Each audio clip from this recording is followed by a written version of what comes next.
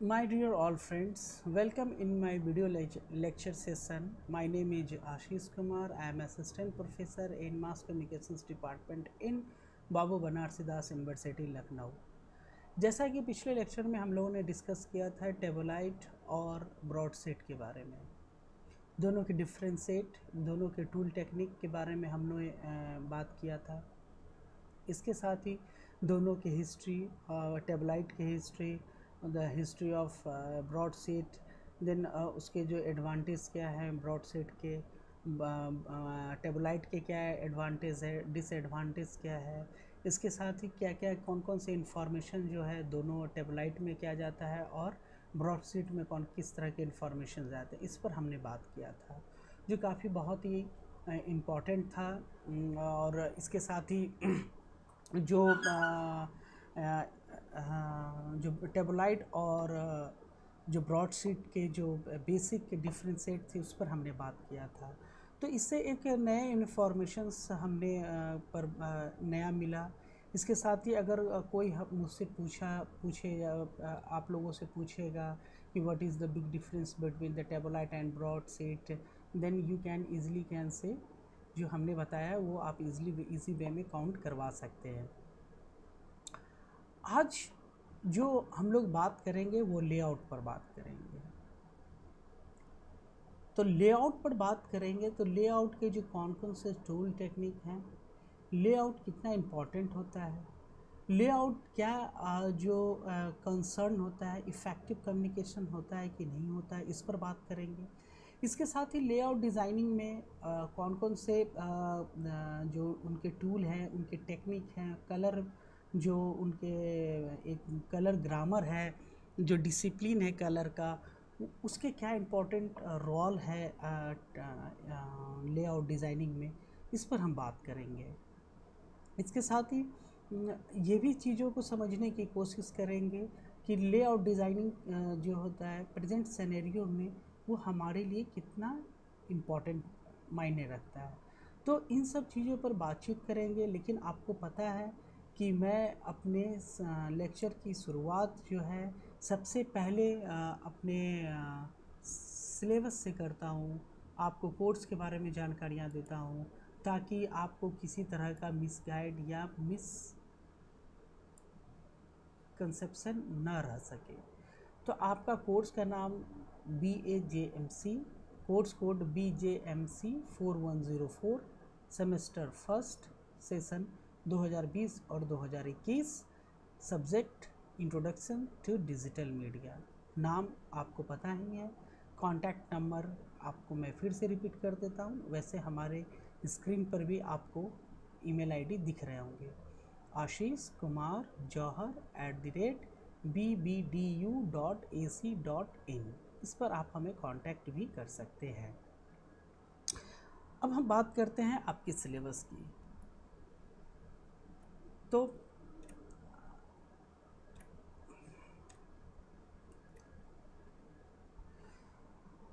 Syllabus बहुत ही बेहतरीन, बहुत ही टेक्निकली डिज़ाइन किया गया है। इस सिलेबस को 4 मॉड्यूल में डिवाइड किया गया है। पहले मॉड्यूल में हमने इंटरनेट से रिलेटेड चीज़ों को बारे में स्टडी किया और उस पर हम लोगों ने डिस्कस किया। इसके साथ ही इंटरनेट की हिस्ट्री, इंटरनेट के यूजेस, इंटरनेट का एरा और इंटरनेट ने कैसे अपने आप को एक नए युग में प्रवेश किया, उस पर एरा में प्रवेश किया, इंटर्ड किया, उस पर हम लोगों ने बात किया था। इसके बाद मॉड्यूल 2 में हम लोगों ने जो बात किया, we discuss about the blog and vlog, in which what is the difference between the blog and vlog we discuss about it. Then after the history of blog and history of vlog we talked about it. Then after we talk about you can say the importance of blog, how to create the blog and how the role play of blog in social media platform. an advantage of blog and disadvantage of blog. These are the factors of the blog. Then after, in module 3rd, we talk about the layout. Then DTP printing and module 4 is DTP and printing, and text to publishing and printing. So now we are talking about the module 3rd, in which we have to study layout. It's very important and very you can see is very useful and fruitful for in futures, and also related to the career point of view, and whenever we go in professional job, then it's very useful for us. So now we are talking about the layout designing. What is the tool and technique of layout? What is the advantage of layout? And what is the visual communication? So what is the role play of visual communication in layout designing? These are the factors about the layout designing. But most important thing is that before they start the topic, we talk about the learning outcome. What is the learning outcome of this syllabus? So let's see course objective.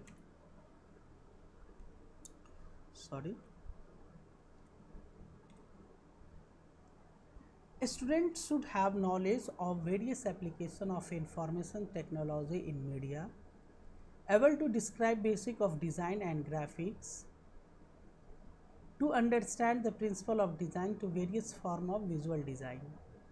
So these are the course objective. And then learning outcome is to understand computer and its operation, basic internet application in media, and various internet tools for fast dissemination of news, video and picture. To analyze the difference between conventional and new media. To understand the basic IT application that is using in print, electronic and cyber media. To understand basic of design and graphic and able to apply different types of layout for different media uses. To give an overview of apply various elements and principle of design to various form of visual and graphic communications for print media. To understand basic of desktop publishing and printing process. These are the learning outcome. Now we talk about the layout and color. And here is two things. First thing is layout and second is color scheme. First of all, we talk about the layout and then after we talk about the color scheme. Layout, that means outer area of any pages or anything. That means कि आप जब जैसे घर बनाते हैं तो वो एक ज़मीन प्लॉट होता है, तो आप उस पे घर कैसा तैयार होगा, 3 BHK होगा, 4 BHK होगा, डाइनिंग हॉल कहाँ होगा, इन सारी चीज़ों का जो एक मोटा ग्राफ खींचा जाता है उसको कहते हैं ना कि लेआउट ज़मीन पर हमने खींच दिया कि हमारा घर इस तरह से होगा। जब आपका घर कंप्लीट हो जाता है फिर उसके बाद एक लेआउट और आता है कि आपके घर के कलर कौन से होंगे, ड्राइंग रूम के कौन से होंगे, बेडरूम के कौन से होंगे, डाइनिंग हॉल के कौन से कलर होंगे, किचन के कौन से होंगे, आपके रूम का जो डिज़ाइन है सोफ़े का और उसके बाद बेड का या फर्नीचर्स के डिज़ाइन कैसे होंगे, इंफ्रास्ट्रक्चर्स कैसे होंगे, तो उस पर हम बात करते हैं। तो कहते हैं ये हमारा लेआउट है घर का। मोटा मोटी ग्राफ्स इसी तरह से बनेंगे। उसमें हम बहुत चीज़ों का ध्यान में रखते हैं घर डिज़ाइन करते वक्त। सबसे पहले हम मटेरियल की बात करेंगे तो मटेरियल स्ट्रॉन्ग करते हैं, इसके बाद तो जो एक लेआउट डिज़ाइन करते समय जो सबसे इजी प्रोसेस होता है उसकी बात करेंगे। उसके बाद आपका लेआउट जो है वो जोग्राफिकल कंडीशंस के हिसाब से आप अपने घर को डिज़ाइन करते हैं, और आपके आसपास के एरिया में किस तरह से घर डिज़ाइन है उसके अकॉर्डिंग भी आप घर को डिज़ाइन करते हैं, लेआउट तैयार करते हैं। इसके अलावा आप जब बहुत सिंपल एग्जांपल है कि आप घर में जब किसी बहन या किसी सिस्टर या ब्रदर्स की शादी होती है तो आप शादी का कार्ड जो होता है वो छपवाने के लिए प्रिंटिंग प्रेस जाते हैं। तो प्रिंटिंग प्रेस आपको लेआउट दिखाता है कि आपके कार्ड का डिज़ाइन इस तरह से होगा, इसके जो लेटर है उसकी राइटिंग इस तरह से होंगी, कौन सा जो इवेंट का जो एक प्रोग्राम का जो आपके पास लिस्ट है वो कहाँ छपेगा वो आपको बताता है।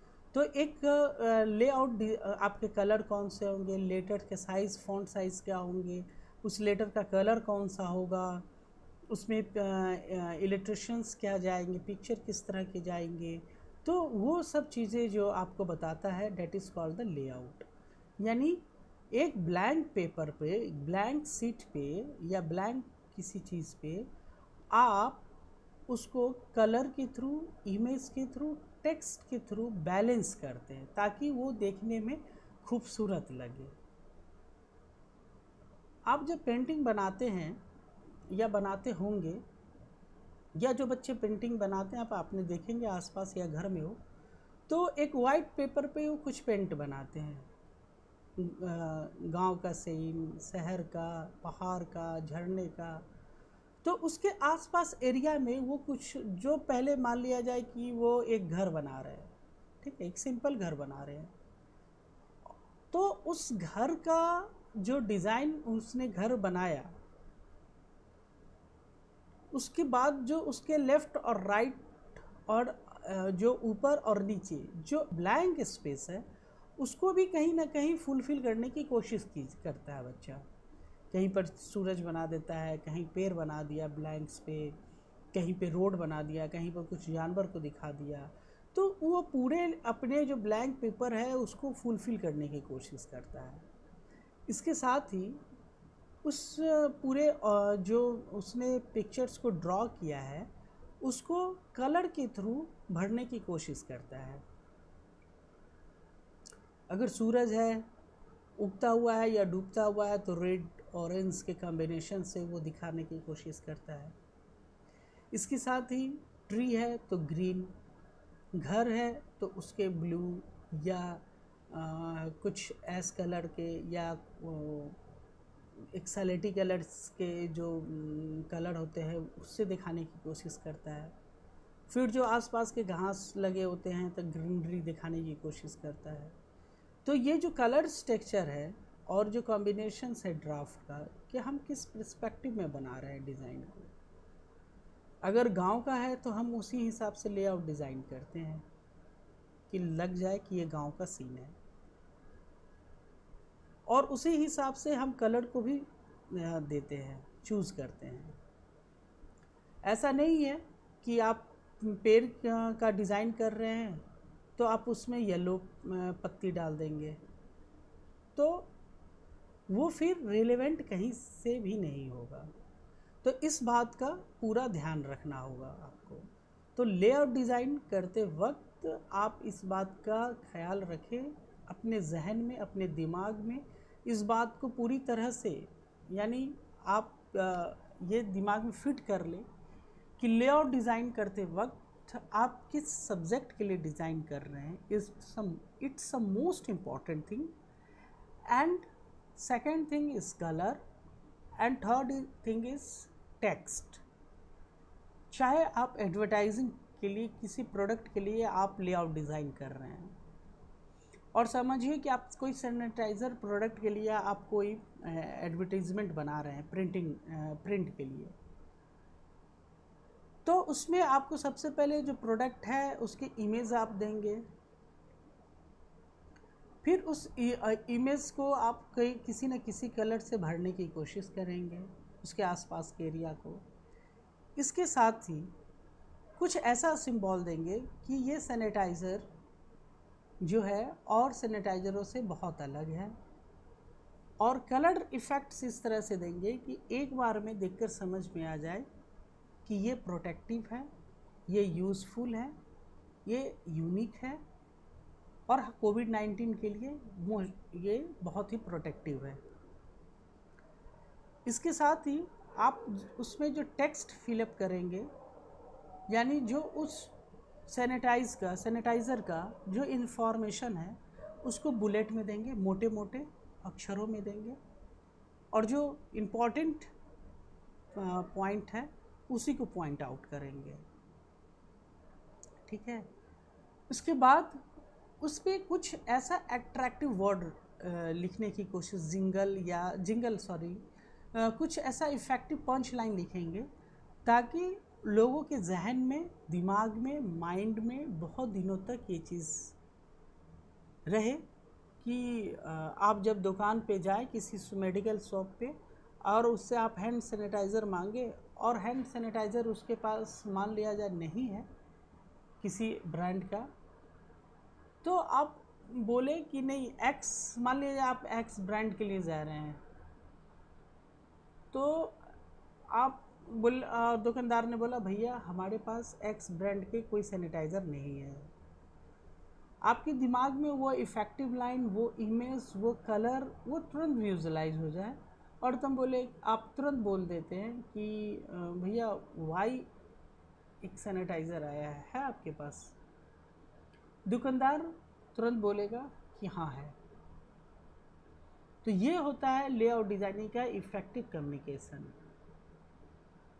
मैं विजुअल के तौर पर जो एक एडवर्टाइज तैयार होता है उसका एग्जांपल देता हूँ। पहले जो प्रोडक्ट थी वो कोलगेट जो एक पेस्ट बनाती है कंपनी है, वो पहले वो बनाया करती थी। उसके बाद आया पेप्सोडेंट क्लोजअप। अब पेप्सोडेंट का जो ऐड था वो मतलब यूनिक था, और उसकी जो एडवर्टीज़मेंट की जो उसमें जो दिखाया जाता था ढिशुम ढिशुम, इस तरह से चीज़ें प्रोडक्ट को ताकि उसके दिमाग में, किसी बच्चे के दिमाग में ये रहे ढिशुम ढिशुम वाला टूथपेस्ट। वो ढिशुम ढिशुम जो था वो दिमाग पर इफ़ेक्ट डालने के लिए दिया गया था। ठीक है। तो वो जब बच्चा अपने माँ के साथ बाज़ार जाता है और दुकानदार से पूछता है कि भैया हमें टूथपेस्ट दीजिएगा, तो बच्चा बोलता है कि मम्मा इस बार आप ढिशुम ढिशुम वाला टूथपेस्ट लीजिए, वो कीटाणुओं से लड़ता है। ऐसा नहीं है कि टूथपेस्ट में हज़ारों कीटाणु लड़ने के लिए सिपाही दे दिए हैं आपको और वो अंदर आपके मुंह में जाकर लड़ता है, नहीं। वो इफ़ेक्टिव लाइन ही आपको लड़ रहा है कीटाणु से। आपके माइंड में जो चीज़ें चल रही है वो इफ़ेक्टिव जो कम्युनिकेशन है वो ढिसुम ढिसुम वो लड़ रहा है कीटाणुओं से। तो दुकानदार तुरंत उसे पेप्सोडेंट ला के देता है। तो अब यहाँ पे जो कोलगेट का एक मोनोपोली था, जो ट्रेंड था, वो टूट गया। अब टूटा कैसे? तो पंचिंग लाइन से टूट गया। यहाँ पे जो विजुअल दिखाने का जो कम्युनिकेशन था वो बहुत यूनिक ढंग से दिखाया गया कि कोई पेप्सोडेंट से आप जब टूथ ब्रश करेंगे तो आपके मुंह में जो कीटाणुओं से ये लड़ेगा, और जब लड़ेगा तो ढिशुम ढिशुम होगा, आवाज़ करेगा। यानी पहले के फिल्मों में जो जिस तरह से एक हीरो विलेन को मारता था तो उसकी आवाज़ भी उसी तरह से निकलती थी, ढिशुम ढिशुम की। तो उसी को ध्यान में रख कर पेप्सोडेंट को भी तैयार किया गया ताकि बच्चे के जहन में ये चीज़ रह सके। अगर कुछ और देता, बहुत क्लिष्ट देता, बहुत ही उसमें जिगजैग वर्ड का यूज़ करता, तो ये जो विजुअल कम्युनिकेशंस के जो प्रोसेस हैं वो ख़त्म हो जाते। तो उससे बचने के लिए जो सबसे बेस्ट था कि उसने ढिशुम ढिशुम को बोला और वो कर लिया। तो ये लेआउट डिज़ाइनिंग का ये सबसे एडवांटेज फॉर्म है। कलर हर कलर का अपना एक इम्पॉर्टेंट रोल प्ले होता है। अगर कलर अगर उस तरह से इफ़ेक्टिव कलर नहीं देंगे, सब्जेक्ट के अनुसार, टेक्स्ट के अनुसार, इंफॉर्मेशन के अनुसार अगर कलर चूज़ नहीं करेंगे, तो फिर आपके जो इन्फॉर्मेशंस जो आप माइंड में देना चाहते हैं और जो बहुत दिनों तक आपको उनके दिमाग में ये इन्फॉर्मेशंस बना रहे, वो चीज़ें वो खिलकर नहीं आ पाएंगी। आप देखेंगे कि पेप्सोडेंट का जो ऐड होता है उसमें रेड दिया जाता है, और उसके जो ऐड भी बनते हैं उसमें जो रोल प्ले करते हैं, जो कैरेक्टर रोल प्ले करते हैं, वो भी he is in red dress, तो वो भी रेड ड्रेस में होते हैं। तो कलर आप जैसे ही पेप्सोडेंट को आप जैसे ही क्लोजअप को याद कर रहे हैं तो वो रेड आपके दिमाग में दौड़ रहा है। पेप्सोडेंट को कर रहे हैं तो वो वाइट और ब्लू के जो एक कम्बिनेशंस हैं वो आप दिखा रहे हैं। इसके साथ ही जो जैसे हार्पिक है, तो अब हार्पिक में दो तरह के हार्पिक अब उन्होंने लाया है, तो हार्पिक तो वही है, लेकिन जो एक कलर डिफरेंस कर दिया, इसलिए कि लोग जब मार्केट में ये जाए और पूछे कि बाथरूम साफ़ करना है या घर साफ़ करना है, तो अगर घर साफ़ करना है तो इसके लिए आप रेड ले सकते हैं, फर्श साफ़ करना है तो, लेकिन आप टॉयलेट साफ़ करना है तो आप ब्लू हार्पिक यूज़ करिए। तो ये एक बहुत ही, अगर अनपढ़ व्यक्ति भी अगर इसको यूज़ कर रहा है, जो पढ़ा लिखा इंसान नहीं है, तो वो भी ब्लू से ये डिफ्रेंशिएट कर लेगा कि भैया ब्लू तो टॉयलेट साफ़ करने वाला है और रेड जो है वो फर्श साफ़ करने वाला है। तो इससे वो अंतर कर लेगा, भले ही वो हार्पिक पढ़े या ना पढ़े, लेकिन ब्लू और रेड से वो तुरंत इस चीज़ का माइंड में ग्राफ ड्रॉ कर लेगा कि ब्लू जो है वो टॉयलेट के लिए और रेड जो है वो सरफेस के साफ़ करने के लिए, फर्श साफ़ करने के लिए। तो ये बेसिक कलर इस तरह से डिफ्रेंशिएट आपके माइंड को करता है। इसके साथ ही कॉन्ट्रास्ट कलर जो होता है वो बहुत यूथ के लिए बहुत कंट्रास्ट चीज़ों को दिखाने, फैशन से रिलेटेड या एंटरटेनमेंट से रिलेटेड है या बहुत चकाचौंध वाली चीज़ें हैं, तो हम उसमें क्या करते हैं, आपको कॉन्ट्रास्ट का यूज़ करते हैं, कॉन्ट्रास्ट कलर का यूज़ करते हैं। और बहुत हेल्थ के लिए बात कर रहे हैं, प्रोटेक्टिव के लिए बात कर रहे हैं, तो आप रेड और ब्लू को आप दिखाते हैं।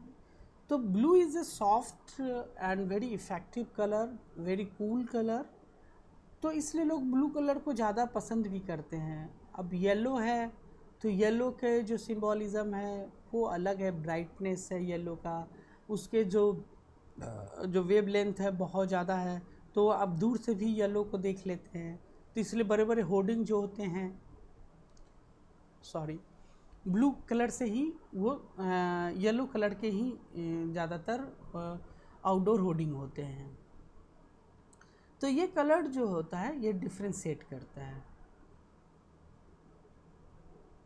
ये बात समझ में आ गई आप लोगों को?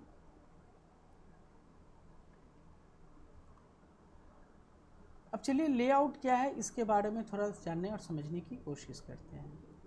The following slides show my layout plans for my front covers. Content page and double pages spread. I have drawn two layouts ideas for the both my front cover and page and land. तो हमने कुछ design किया, ये देखिए। अब क्या है कि इससे कलर स्कीम का आइडियाज़ है। अगर ब्लू और वाइट करेंगे तो इंडिगो वाइट बनेगा, Indigo and white, neon green and white, and electric blue and white. तो ये कलर स्कीम के मैगजीन्स के हैं, ठीक है। Colour analysis, I have choose my magazines colour schemes to be indigo. अब कलर एनालिसिस मैंने आपको बताया कि बिल्कुल उसी तरह से है। ये मैंने कुछ डिज़ाइन किया है, तो आप इसको देखिए। वो टेक्स्ट एक्चुअली में स्लाइड जो है ऊपर नीचे हो जाने से थोड़ी सी प्रॉब्लम हो गई है, ठीक है। तो आप इसको इस फ्रंट पेज को आप ध्यान से देखिए। ये कोई मैगज़ीन का ऐड है जिसमें कि एक गर्ल्स है और बहुत ही मॉडर्न है। इसके साथ इसके जो ड्रेसिंग है, सेंस है, जो इसका गेस्चर्स खड़ा होने का तरीका है, गेस्चर पोस्चर है, वो भी बहुत डिफरेंट है। इसके साथ ही जो उसके लेफ़्ट एंड राइट में जो लेटर वर्ड्स के जो कैलीग्राफी है, जो लिखने का तरीका है, वो भी बिल्कुल अलग है। अब ये जो एक पेज है और इस पर जो आपको लेआउट डिज़ाइनिंग करना है, तो ये पार्ट जो है आपका, जहाँ पे ये एक कैरेक्टर खड़ी है, इस कैरेक्टर में आपके जो अगल बगल है, यहाँ पर कौन सा इन्फॉर्मेशन जाना चाहिए, लेफ़्ट में, राइट में कौन सा इन्फॉर्मेशन जाना चाहिए, ये मोस्ट इम्पॉर्टेंट थिंग है कि नज़र सबसे पहले लेफ़्ट टू राइट पे जाती है। तो हम कोई भी ऑब्जेक्ट को सबसे पहले लेफ़्ट में देखते हैं, तब राइट में देखते हैं। इसलिए न्यूज़पेपर में भी जो एडवर्टाइज का जो कॉस्टिंग होता है वो लेफ़्ट में सबसे ज़्यादा होता है, राइट में जो होता है उससे थोड़ा कम होते हैं। तो ये इफ़ेक्टिव है। ये ब्रेन जो हमारा जो है वो उस विजुअलाइज जो करता है उसी ढंग से करता है, जिस ढंग से उसी ढंग से जो है लेआउट डिज़ाइन भी किए जाते हैं। ये बहुत ही टेक्निकली और बहुत ही साइकोलॉजिकली जो है लेआउट डिज़ाइन किया जाता है। और इफ़ेक्टिव बनाने के लिए आप कुछ यूनिक चीज़ों को देते हैं जो कि वो रोल प्ले करते हैं, कुछ अलग ढंग से चीज़ों को कि इसके जो ग्राफिक हैं वो बहुत दिनों तक दिमाग में रहे, तो इस बात का भी बहुत ज़्यादा ख्याल रखा जाता है। अब ये दूसरा पेज है और दूसरे पेज में इस तरह से डिज़ाइन किया गया है। अब ये जो हमने डिज़ाइन किया है, जो आपको दिखाया है, वो इस तरह से है।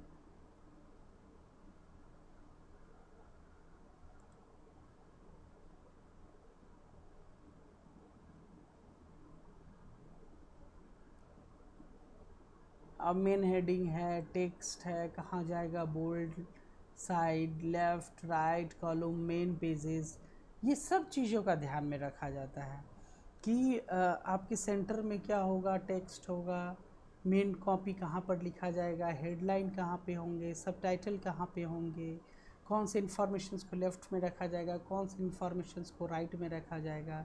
ये जो एक डिज़ाइन करने का एक प्रोसेसिंग है, बाय साइकोलॉजिकली कह लीजिए, बाय टेक्निकली कह लीजिए, it's a most important thing.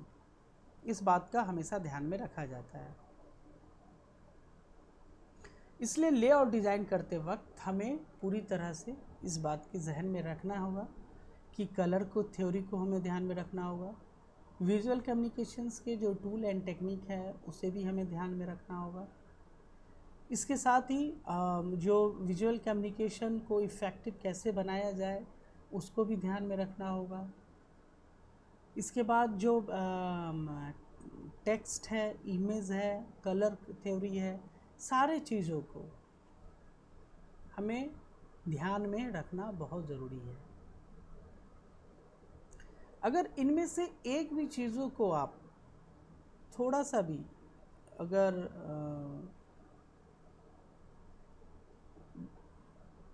We carefully अगर आप लेआउट डिज़ाइन नहीं करते हैं तो फिर ये लेआउट का डिज़ाइन बहुत ही इफ़ेक्टिव नहीं माना जाएगा। इसलिए न्यूज़पेपर, मैगज़ीन या जो मैगज़ीन के जो जैसे न्यूज़ मैगज़ीन है, फिल्म से रिलेटेड मैगज़ीन है, इंटरटेनमेंट से रिलेटेड मैगज़ीन है, स्पोर्ट्स मैगज़ीन है, इन्वायरमेंटल मैगज़ीन है, ये सब के जो लेआउट डिज़ाइन किए जाते हैं वो बहुत ही टेक्निकली और बहुत ही साइकोलॉजिकली तौर पे तैयार किया जाता है।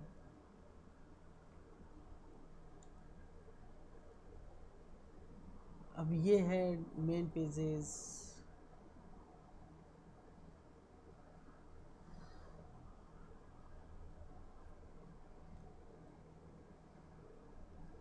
And that's it.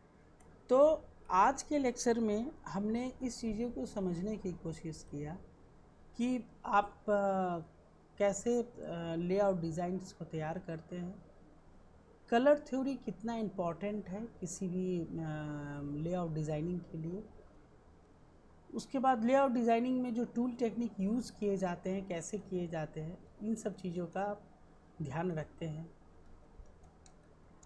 तो लेआउट डिज़ाइनिंग को हमने आज बहुत ही आसान भाषाओं में हमने समझने की कोशिश किया। लेआउट डिज़ाइनिंग को आप जितने अच्छे से समझ सकते हैं और जितना आप प्रैक्टिस करेंगे उतने अच्छे से आप विजुअलाइज भी कर सकते हैं।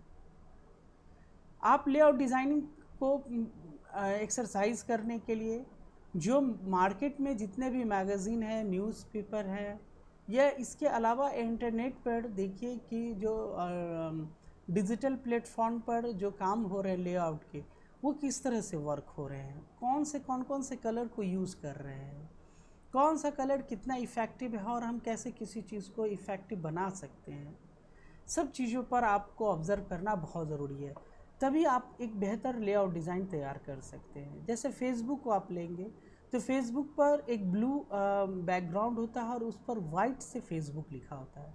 वो चाहता कंपनी, फेसबुक कंपनी अगर चाहती तो उस पर येलो कलर भी दे सकती थी, रेड कलर भी दे सकती थी, ब्लू कलर भी दे सकती थी एफ से, या मैजेंटा कोई भी, या नियॉन ग्रीन, कुछ भी दे सकती थी वो। लेकिन उसने ब्लू जो है वो सबसे कह सकते हैं कि बहुत स्मूथ, बहुत ही कूल कलर है। और ब्लू पर ठीक उसके अपोजिट एक ब्राइट कलर यानी वाइट कलर, ऐसे कलर को दिया गया जो कलर जो वाइट जिस कलर में टेक्स्ट को लिखा गया है वो टेक्स्ट जो है हमारे इमेज, हमारे दिमाग में वो इमेज फॉर्मेट कर सके। तो आप जब भी आंख बंद करेंगे तो आपको एफ़, जैसे हमने आंख बंद किया तो फेसबुक वैसे ही मुझे दिख रहा है ब्लू से पूरे बैकग्राउंड और वाइट से फेसबुक लिखा हो। तो एक जहन में एक चीज़ को हटाना, कौन सा कलर है कौन सा कलर है, ब्लू बहुत ही कह सकते हैं कि एक सिंपल कलर है, बहुत ही रेगुलर वे में यूज़ करते हैं। ब्लू जो हो कलर है वो बहुत लोगों के पसंद है, लगभग मोर देन 60 और 70% लोग जो है ब्लू कलर को पसंद करते हैं। हमारे जो स्क्रीन पर भी जो कलर चल रहे हैं वो ब्लू और वाइट से ही चल रहे हैं। तो एक जो आप लेआउट डिज़ाइन जो देख रहे हैं हमारे स्क्रीन का वो ब्लू वाइट से दिया गया है, ठीक है। तो ब्लू वाइट जो है वो आपको दूर से भी आप इफ़ेक्टिव वो माइंड में होता है, स्मूथ, बहुत स्मूथिंग कलर है, बहुत ही कह सकते हैं कि कूल है कलर, और बहुत ही इफ़ेक्टिव कलर है और बहुत लोगों का पसंदीदा कलर है ब्लू, इसलिए ब्लू लिया गया। वाइट जो है ब्लू को में वो ऑब्ज़र्व नहीं कर पाएगा, वो रिफ्लेक्ट करेगा, तो इसलिए एफ़ का जो सिंबलाइज है वो बहुत ही इसलिए वाइट से एफ़ को लिखा गया। तो ये विजुअल कम्युनिकेशंस के एक तौर तरीके हैं, एक डिसिप्लिन है, और इसी पर आप बात करते हैं।